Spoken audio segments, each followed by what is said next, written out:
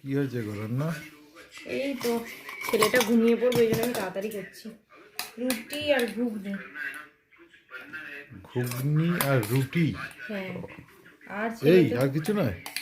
আবার কি গো, রোজ রোজ মিষ্টি খাওয়া ভালো? তুমিই তো আমাকে বলো। এটা দিয়ে শুরু করো, ছেলেকে খাইয়ে দিই।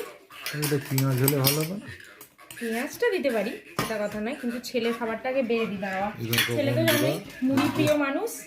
ঘুগনি ঘুগনি হয়েছে মানে এই হালালে ঘুগনি, এই ভালো করে বানিয়েছি। হেলালে বলছে, ফোলা ফোলা রুটি। দেখো আগে ভালো করে। আমার দুটো রুটি।